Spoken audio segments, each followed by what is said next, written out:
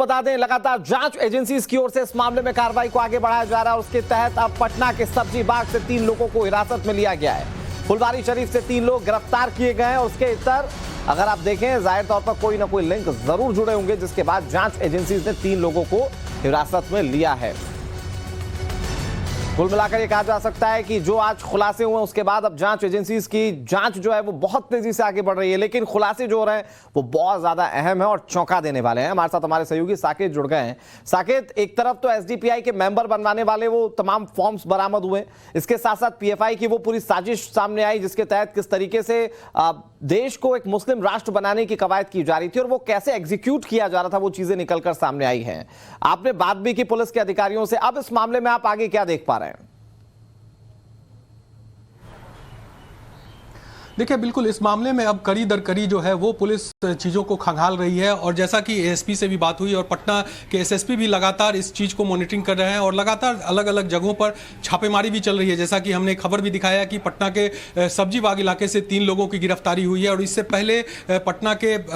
फुलवारी शरीफ इलाके से, जहाँ से कल रात पटना पुलिस ने दोनों को गिरफ्तार किया था, वहाँ से 3 और लोगों की गिरफ्तारी हुई है। तो जो पुलिस है वो अपना काम कर रही है, जो जाँच एजेंसियाँ हैं वो भी लगी हुई है और तमाम चीजों को खंगालने में लगी है। लेकिन निश्चित तौर पर जो एक रोड मैप बनाया गया है और खास करके फुलवारी शरीफ के जिस मकान से ये तमाम चीजें चल रही थी और वहां पर लोगों को ट्रेनिंग दी गई, उन लोगों को ट्रेनिंग के बाद कहां भेजा गया, वो लोग कहां है, ये सबसे महत्वपूर्ण है और यही सवाल खंगालने की कोशिश कर रहे हैं हम लोग। जो जितने फॉर्म्स दिखाए हैं कि कितना फॉर्म यहां पर भराकर एसडीपीआई का हो, उनके मेंबरशिप का जो फॉर्म है वो भराया गया, तो ऐसे लोगों तक भी पुलिस पहुंचेगी, उन लोगों से भी बात करेगी क्योंकि उसमें बाकायदा उनका एड्रेस, उनका टेलीफोन नंबर, तमाम चीजें हैं। और सबसे चौंकाने वाली चीजें जो है वो ये है कि बिहार के सीमांचल के इलाके, जो किशनगंज का, अररिया का जो इलाका है जिसको मुस्लिम बहुल इलाका है, ये वहां के सबसे ज्यादा लोग यहां पर आ रहे थे, यहां से जुड़े हुए थे। तो ये अपने आप में एक बड़ा सवाल है कि आखिर किस तरह से इन चीजों को इंप्लीमेंट किया जा रहा था और जो रोड मैप बनाया गया था 2047 तक का,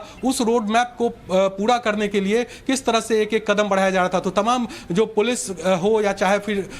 जो जांच एजेंसियां हो, अब वो इन्हीं कड़ियों को सुलझाने में लगी हुई है और लगातार छापेमारी चल रही है, लगातार लोगों की गिरफ्तारी हो रही है। पटना से ही अभी तक 6 लोगों की अलग अलग जगहों से गिरफ्तारी हुई है। इसके अलावा जैसा कि खुद एएसपी ने भी कहा, एक बात तो साफ है कि लोगों का ब्रेन वॉश करके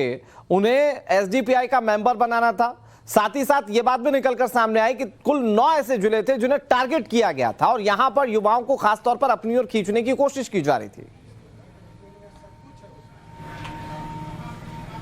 देखिए, बिल्कुल, और बजाबता उसके लिए 5 से 10 साल का क्या प्लान है वो बताया गया था। उसके बाद लोकसभा वाइज क्या क्या कदम उठाने हैं, वो तमाम ऐसे कागजात हैं जो कि हमने एक्सक्लूसिव दिखाया है अपने दर्शकों को कि किस तरह से उस कागजात के हिसाब से ये लोग काम कर रहे थे। तो कोई ऐसे बैठ के नहीं हो रहा था, बजाबता इसके लिए प्री प्लानिंग थी। एक एक कदम पर कहीं ना कहीं प्लान करते हुए ये लोग आगे बढ़ रहे थे। और अब सवाल वही है कि आखिर जिन लोगों को इस काम में लगाया गया है, जिन लोगों को इस काम का जिम्मा दिया गया है कि वो अलग अलग जगहों पर जाएं, लोगों को एकजुट करे, जो धार्मिक भावनाएं हैं उसे भड़काने की कोशिश की जा रही है, तो ये तमाम चीजें अब जो है वो पुलिस के लिए सबसे बड़ी चुनौती होगी। जो जांच एजेंसियां हैं उसके लिए चुनौती होगी कि इन्हें सुलझाना है और जो इसके तार जहां तक जुड़े हैं उसे खंगालने की जरूरत है।